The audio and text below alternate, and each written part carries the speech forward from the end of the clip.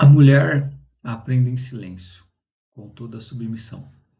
E não permito que a mulher ensine, nem que exerça autoridade sobre o homem. Esteja, porém, em silêncio. Porque primeiro foi formado Adão, depois Eva. E Adão não foi iludido, mas a mulher, sendo enganada, caiu em transgressão.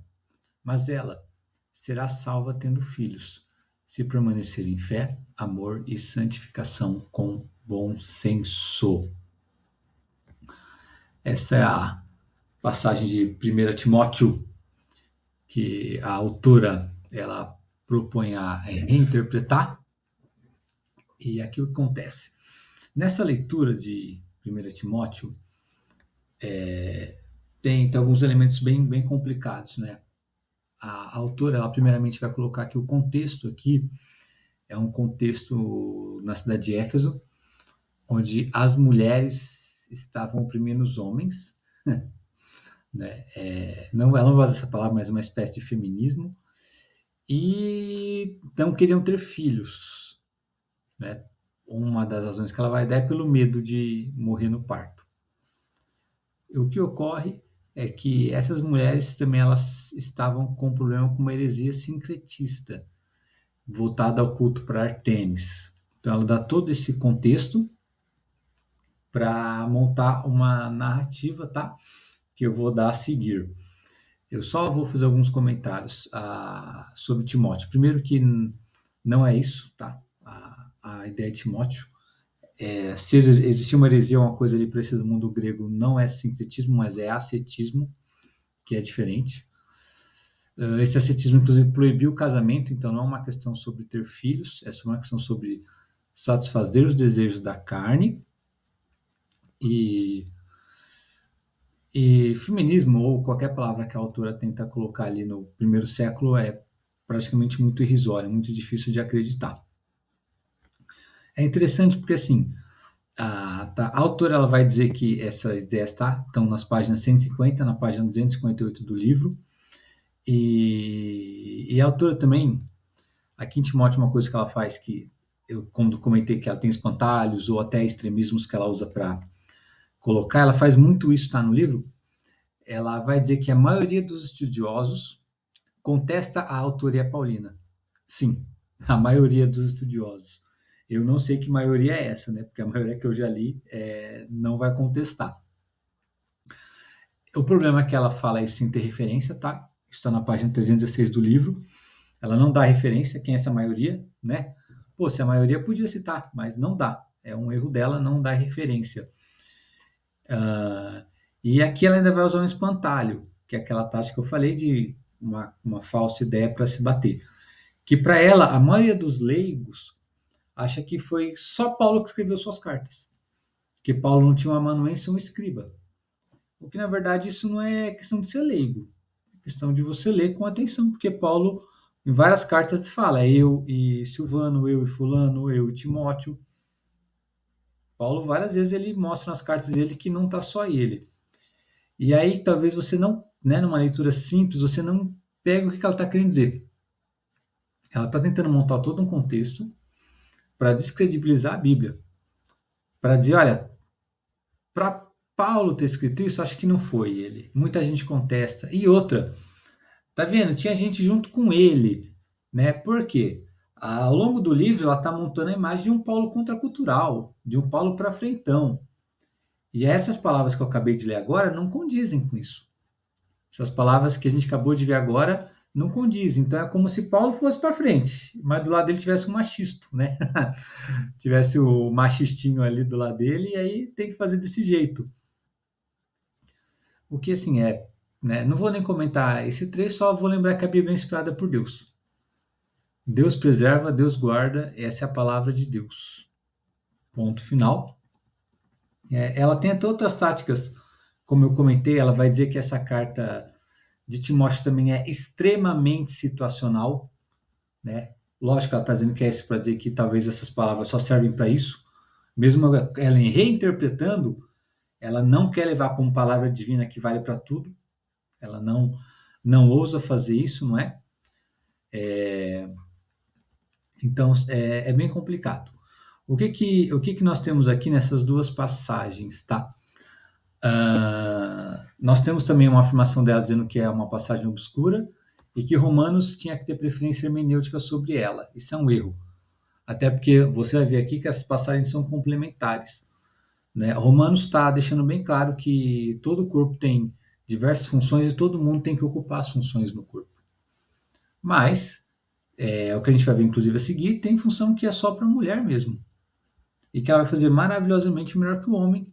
E tem função que vai ser feita pelo homem, né? E mais especificamente, a questão aqui da autora, aqui, é onde o complementarismo bate muito forte, é de que mulher não vai ser pastora. Ela não vai exercer essa autoridade, que é a que a gente vai discutir aqui em Timóteo, não é? O chamado dela é mais expresso de forma sacrificial na criação do filho, enquanto o do homem é no serviço a Deus, né? E assim como nem toda mulher vai ser mãe, nem todo homem vai ser pastor, tá? Isso é bem claro. Mas ela tenta a fazer isso aí, né? Essa jogada, descredibilizando um pouco a Bíblia, tentando mudar um pouco, tentando dizer que tem um contexto diferente, que você não encontra em Timóteo, você pode ler Timóteo, e você também não encontra na maioria dos estudiosos, tá? Isso eu te garanto, e a gente tem referência para dar aí, só você pegar qualquer um da história, pode pegar Calvin, Edwards, Wesley, qualquer comentarista bíblico, Matthew Henry, Wiersbe, qualquer cara que você quiser ler nesse sentido. E o que a gente vai ter aqui, então, é uma reinterpretação, né? Ela vai tentar dizer o seguinte, que quando a Bíblia diz que a mulher deve aprender em silêncio e não permite que a mulher ensine nem exerça autoridade sobre o homem, ela vai dizer o seguinte: primeiro, aprender em silêncio é aprender no lar. Então, ela já tirou o contexto aqui, porque o contexto de Paulo para Timóteo, como você sabe, é uma epístola pastoral, é para dar instruções para a igreja.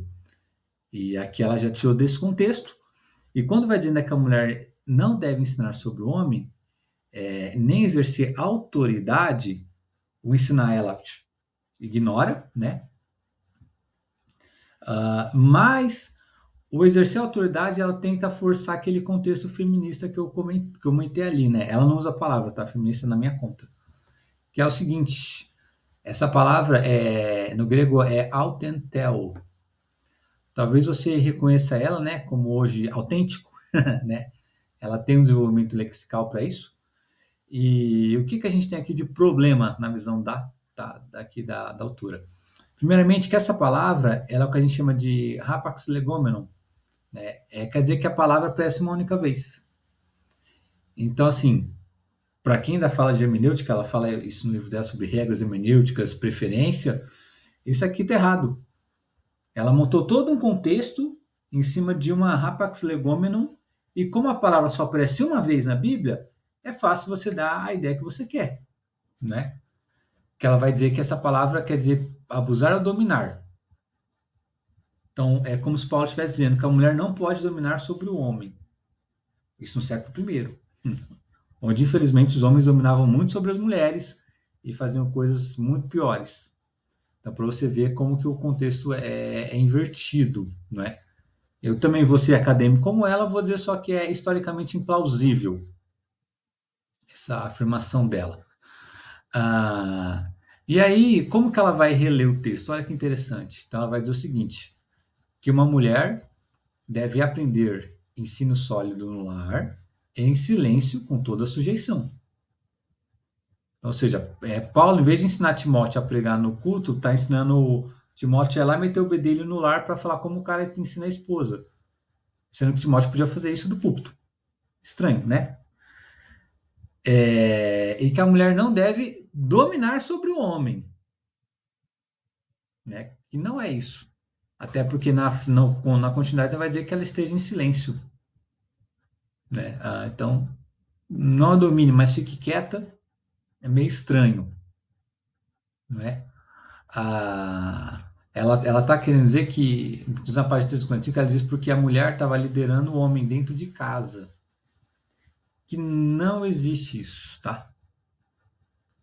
que não existe isso aqui. Isso aqui não está falando sobre o contexto de casa, tá? Isso aqui são instruções gerais. Você pode ver do versículo 8, está falando para os homens que tem que orar em todos os lugares, que a mulher, para onde ela vai, ela tem que ter enfeite de modéstia, que ela tem que ter boas obras. Então, está ensinando conduta geral. A ideia dela é como se Paulo estivesse falando uma conduta geral para mudar para o lar, sem aviso, né? Deu um cavalinho de pau, e desse cavalinho de pau foi isso aí. Tanto porque ela vai querer dizer o seguinte, que aqui, até a palavra mulher e homem, ela põe em xeque. Ela vai dizer que não permite que a esposa ensine o marido. Ela vai dizer que a palavra homem não é a palavra homem no sentido geral, mas é homem casado. Ela põe no sentido mais restritivo. Tá? Isso também é problemático, porque, curiosamente, duas passagens que ela ignora de Timóteo é quando Paulo fala para Timóteo que quem almeja o presbiterato, ser presbítero, almeja uma boa obra e dá algumas instruções. Então, isso é para homem. Se fosse no sentido restrito da autora, o Ashfall, só poderia ser presbítero quem é casado. E segunda coisa é que ela também vai colocar, que ela esquece, né? Que eu vou colocar aqui, é que quando o Paulo fala para Timóteo que ele tem que instruir homens fiéis, se eu também fosse seguir a mesma palavra dela, homem como casado, marido, também Timóteo só poderia ensinar homens casados. Ou seja, se for ser coerente como ela quer tratar as palavras, né, a forma lá, eu vou ter que ainda pegar e deixar a instrução bíblica mais restritiva ainda, né, de homem geral para homem casado. É bem complicado, tá, essa leitura.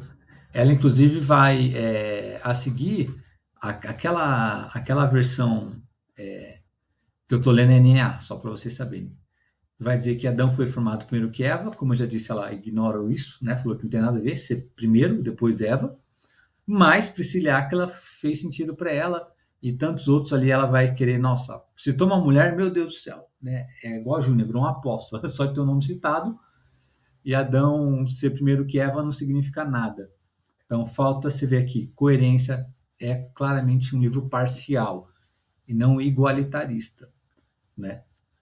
Ah, e no versículo 15 vai dizer o seguinte, que a Eva caiu, né, 14 na verdade, a mulher enganada caiu em transgressão, mas, né, todavia, ela será salva tendo filhos, se permanecer na fé, amor e santificação com bom senso. Esse aqui, então, para todo aquele contexto que ela deu, que você vê que, né, não faz sentido em meio ao texto, até que deve nos fazer perguntar o seguinte: se Paulo queria dizer isso, que eu acabei de ler aqui, por que Paulo não disse? Né? Ela vai ainda reescrever para ficar assim, ó. Timóteo 2,15. A mulher será preservada em meio ao parto se ambos permanecerem na fé. Então, ou seja, de instruções gerais sobre chamado, sobre servir a Deus, Paulo, do versículo 8 até o 10 ali, fala de geral, dá um cavalinho de pau e vai pular, e do cavalinho de pau pular ele muda para a questão do casamento com filho no meio do parto, 3 mudanças de assunto em 7 versículos, sem indicar isso. É isso que ela está tentando te vender com palavras eloquentes. E, novamente, se Paulo quisesse dizer isso, Paulo teria palavras para dizer. Então, quando Paulo diz que a mulher salva tendo filho, se permanece na fé, no amor, santificação, consenso, Paulo quis dizer realmente isso, né? Que não é que ela salva porque é uma obra, não é isso. Mas ela entende o sacrifício, o amor, o chamado dela nisso. Ah, então toda mulher só é assim? Não. É a mesma coisa se falasse que todo homem então só vai ser salvo se ele exercer a autoridade dele e ensinar e virar pastor e tudo mais. Não, de maneira alguma, né? A gente não vai ter tempo de abordar todos esses aspectos, mas não é isso. Então, como que fica essas passagens, né, na leitura da autora? Primeiro que essa palavra autentel sempre foi lida como autoridade legítima, autêntica, inclusive esse é o desdobramento lexical dela, ela reinterpretou. Tá errado, por quê? Não é isso. Ela vai dizer que a proibição aqui sobre falar e ensinar da mulher sempre foi tida como que é o culto público, a igreja, que Timóteo recebeu essa instrução. Ela vai dizer que não, que era marido e esposa. Como eu mostrei, distorcendo a palavra, e fica pior ainda, tá? Porque passagens que ela não citou de Paulo teriam que ser interpretadas também dessa maneira de coerente, que ainda dificulta ainda mais o pastoreado, né? Não tem respaldo. Ser salva pelo parto sempre mostrou que é uma preservação espiritual escatológica. A leitura dela é só preservação física. E o que eu acho que esse é o maior problema ainda é reduzir a salvação a termos materiais. É como se você imagina, as mulheres estão preocupadas em não querer ter filho, e se querer ter filho, só de estar salva materialmente, ser preservada nesse momento. Né? Eu não posso falar por mulheres, mas eu tenho certeza que qualquer mulher, ela dá vida pelo filho. A expectativa dela é de fazer de tudo. Né? Ela entende um amor que transcendeu a própria vida, a própria segurança. Mas, enfim, não tem um lugar de fala sobre isso.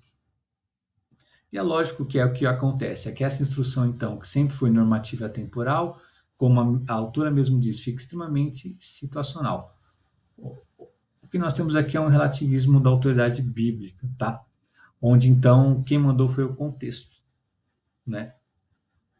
É assim que ela interpreta essa passagem, eu acho bem problemática, até porque também, se houvesse elementos como ela diz, deixa eu só voltar rapidinho aqui, se tivesse elementos como ela diz, Paulo com certeza teria repreendido. Sabe, mulheres cristãs não querendo ter filhos, se voltando para culto pagão e sincretismo religioso, difícil, muito difícil. Né? Ela vai dizer na página 158, ela diz isso. É uma exegese tremenda, porque nós Gálatas, que estavam indo para o judaísmo, que nem era tão ruim quanto o paganismo, Paulo desceu a lenha. E ele ficaria quieto aqui em Timóteo? Muito difícil, né? Muito difícil. Eu acredito que não tem. Mas essas, né, distorção, tudo que ela vai colocar aqui é para fazer isso. Ela vai dizer que elas recorriam à magia, a demônios, né? E mulheres crentes, né? Mulheres crentes, ela está dizendo que está fazendo isso e Paulo não está repreendendo elas, né? É estranho, né? É bem estranha essa passagem, não tem como. É óbvio que essa passagem aqui para Timóteo, ela é uma passagem voltada à instrução pastoral. Né? Homens e mulheres serem iguais, como a gente viu no vídeo anterior, não tem nada a ver serem iguais e terem que fazer a mesma coisa. Né? Se todo mundo pode fazer tudo, no final ninguém é nada. Essa é a verdade. Né? Existe beleza, existe diversidade, e isso faz parte da vida. O mais importante não é eu ter que sentar na cadeira do outro. Eu só ser valorizado se eu sentar na cadeira de pastor, não. É eu sentar no lugar que Deus quer que eu habite. Esse é o mais importante. Né? Esse é o mais importante. Espera aí que eu fui aqui para frente. E é o que a gente vai acabar vendo aqui, não é? Até no geral, vou chegando com uma conclusão, o que a gente vai perceber é que não existe uma exegese. Tá? Ela costuma usar a palavra muitas vezes como convém nas interpretações. Isso vale não só para Timóteo, mas para as outras, né? Às vezes homem é gênero humano e às vezes homem é só masculino. Então, quando é coisa ruim, tipo, o pecado entrou pelo homem, ela vai dizer que é pelo homem masculino só. Alguma coisa é boa, homem, não, aí é para todo mundo, homem e mulher. Paulo fala uma coisa legal, não, para os homens, não, os homens, mas também está abrangendo o gênero humano, né? A gente viu também a questão de Priscila e Áquila, ela vai dizer isso, que Priscila é citada primeiro porque tem liderança, né? Ela reconhece, inclusive, que antigamente mulheres tinham escravos, então, ou seja, a mulher tem dinheiro, tinha uma equivalência funcional. Então, a gente entende, tá? Não estou dizendo que não existia machismo ou opressão para a mulher, com certeza sempre existiu, e era muito pior antigamente. Mas você percebe, então, que a questão aqui é muito mais de gênero do que talvez uma questão de dinheiro, né? Ela pega essas exceções culturais como se fosse uma norma teológica e vai pegar aquela escatologia lá futura para prescrever no presente, que está errado. Tá? A gente primeiro vive com base na escatologia, nos guiando, não definindo. O que nos define é a criação, que leva em consideração a nossa queda e aponta para a redenção. Isso é um cristianismo completo, né? Esse é um cristianismo completo. A autora vai tentar até, também quando ela fala sobre Timóteo, essas coisas, ela vai tentar dizer que, assim, que nunca, que Eva nunca pecou na mesma medida de Adão, que Paulo nunca chamou nenhuma mulher de pastora, mas também nunca chamou nenhuma mãe de pastor. Ela usa esse argumento lá na página 312. Mas é incoerente, por quê? Paulo ele vai dizer todo mundo que ele deixou como pastor. Paulo ele vai falar de Tito em Creta. Tito era homem. Em Éfeso é Timóteo. Timóteo é homem. Corinto, que a gente viu a briga que teve, só estão brigando para virar liderado de pastor homem. Então é muito difícil, tá, se forçar isso. Uma ideia de que a mulher ela tem uma liderança no pastoreado. Ela tenta, inclusive, usar a palavra cooperar, né, que é sinergos, para dizer que é isso, que é pastorear, que é estar à frente. Quanto não, cooperar é cooperar. Sim, é de conjunto, igual de sinagoga, e ergos é obra. Então é uma obra conjunto. Cooperar, já fala, é cooperador, é quem está junto. E mulheres têm que ser cooperadoras, com certeza. Com certeza. Né? E homens também, com certeza, têm que ser cooperadores. Mas isso aqui não dá para forçar, né? Não dá para forçar. A gente sabe que Paulo tinha um vocabulário específico, que é o do presbítero. E aí o que a gente acaba vendo então, né? Que apesar dela reescrever essas passagens, de tentar usar uma rapax legomenum para deixar diferente a situação, para tentar, né, fazer isso, não vai, né? Por exemplo, até na questão da palavra do autêntico ali, da autoridade, ela vai dizer que Jesus falou que não podia dominar. Primeiro que aqui é a teologia paulina, mas tudo bem que ela citou Jesus, né? Vamos dar esse crédito para ela. Porém, Jesus não usa a palavra autêntico, entendeu? E com certeza, se Jesus tivesse usado, o remédio de Jesus não é que a mulher use autoridade ou que o homem use autoridade. Não. O remédio de Jesus é que a liderança seja servil. É com a cruz. É que o homem lidere, mas o homem lidere se sacrificando. Quem tem o maior peso, né, não é a questão do casamento aqui como ela propõe, mas vou trazer como se fosse. É o marido que tem que amar como Cristo amou a igreja, que suou, que se deu por ela, que se sacrifica. Entende? E ela inverter isso inclusive até desrespeitoso para as mulheres, né? Desrespeitoso para as mulheres, né? Ahn, vamos lá para a nossa conclusão, né? A gente tem no livro, com certeza, uma outra contribuição legal, Romanos tem isso, mas até quando ela acerta nisso, a gente vai perceber esses problemas, né, de leitura, de contexto, e até de forçar as palavras, o que compromete. Então, você fala, pô, a leitura poderia ser legal, mas o que acaba acontecendo é que, assim, a exegese dela pesa muito mais a cultura, tudo que é normativo vira situacional, e no final o que ela tenta deixar de normativo é que, assim, o Espírito Santo diz, o Espírito Santo age, o Espírito Santo tem que ter a palavra final, né? Como se o Espírito Santo fosse dissociado da Bíblia. Como se o Espírito Santo, não, ele vai dizer para a mulher que ela vai ser pastora e eu tenho que aceitar.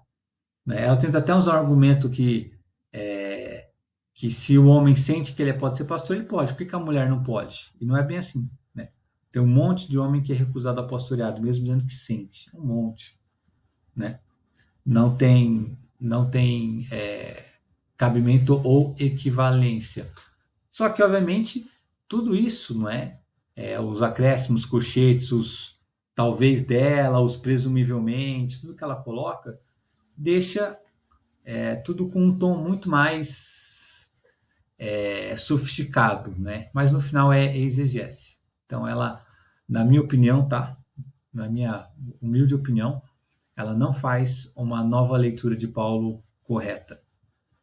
Ela não lê o homem e a mulher segundo Paulo. Para mim, ela lê o homem e a mulher segundo a cabeça dela e ela tenta encaixar lá, né? De maneira alguma, tá? A gente, até para que se entenda aqui quem vê as minhas críticas a ela, não é uma questão que talvez igualitarismo é contra o complementarismo ou igualitarismo e complementarismo é uma questão tipo de ser justo ou opressor. Não é nada disso. Nada disso, né? O complementarismo ele vê justamente a diversidade na criação. Que o homem e a mulher são iguais em certos aspectos e diferentes em outros, né? Questão que aqui a autora não consegue trabalhar bem no livro dela, infelizmente, por esse anseio de tentar forçar uma igualdade, né? Até uma das partes que eu acho bem triste é quando ela fala da mulher ser mãe e tudo, ela não leva isso em consideração, que é algo maravilhoso, né? E que os igualitaristas, não, os complementaristas tratam inclusive de forma muito mais igual, né? O próprio Calvino, eu vou citar ele aqui, o Kevin de Young vai dizer no livro Homem e Mulher na Igreja, Calvino vai dizer que o homem se vê como imperfeito, incompleto sem a mulher. Então, ou seja, se Calvino, se a teologia tradicional visse a mulher como fraca, como defeituosa, como irracional, como tudo que ela pontuou aqui, né? Como que alguém lê a Bíblia e pensa assim, pô, eu sou incompleto e ela me completa? Não é. É muita beleza, é muita graça. De maneira alguma, a leitura que ela propõe coloca a mulher igual ao homem, não coloca. E o complementarismo, de maneira alguma, também vai desprezar a mulher, não vai menosprezar. Só vai dizer que cada um tem a sua função, e essas funções se complementam, né? Assim como Paulo vai dizer que o olho não pode dizer para a mão que não é mão, então não faz, e a mão não pode para o pé, e qualquer, né? Nenhum órgão do corpo vai dizer para o outro. E o ouvido para o nariz, a boca, né? Nem se conversa essas coisas, mas não é isso, né? No final, o que nós vamos entender? Que cada um tem a sua medida, o seu dom, o seu chamado, conforme Deus e Deus em sua soberania traça com a Escritura. Deus conhece, Deus criou cada um de nós, né? A verdadeira liberdade que Gálatas, inclusive, diz, né, que ela não cita, não é para não ter restrição, mas é para andar conforme Cristo. Então, Cristo nos trouxe para isso, né? Eu termino com uma frase que eu acho que você tem no primeiro vídeo, que é de Hobbes, que ele vai dizer: a igualdade pela igualdade é a maior das desigualdades. Então, você querer trazer um igualitarismo, como a gente acabou de ver, em todas essas leituras de textos e tudo, o que acontece é que você tem desigualdade. Você tem desigualdade com a Bíblia, desigualdade com a história, desigualdade com o papel da mulher, com o papel do homem e desigualdade nas relações. A igualdade só pela igualdade não produz o objetivo que nós queremos, né? Que é a união, é só dissociação. Então, ficamos aqui, o que nós temos que sempre entender? Né? O caminho correto para a leitura dessas passagens é que a exegese tem que ser fiel ao texto, né? A tradição, isso é importante, a tradição. Não é que a gente não vai reler ou ter pontos para melhorar. Falar, peraí, Calvino esqueceu disso, vamos ver isso. Ou Calvino não lidou com esse contexto. Como que nós lidamos? E também a criação, tá? Ela apontou muito a queda. Não. Nós temos que pontuar a criação. Deus criou homem e mulher, né? Nós temos que ter bem claro que a distinção não é entre igualdade ontológica no sentido de que um é melhor e o outro é pior, né? Mas nós temos função. Até o homem, vamos pensar que se fosse, tudo bem que a autora está errada para mim, mas se ela estivesse correta na crítica dela, aí, até o homem que tem igualdade ontológica, ele tem função também. Então, a questão não fica aqui para nós, não é? E nós temos que entender que quem vocaciona é Deus, e não numa ambição humana, né? Propor, não, é um projeto ambicioso de mulheres no poder. Não, porque Jesus está mandando todo mundo abrir mão do poder. E ninguém buscar isso. Espero que você tenha gostado. Se tiver alguma dúvida, estou sempre à disposição.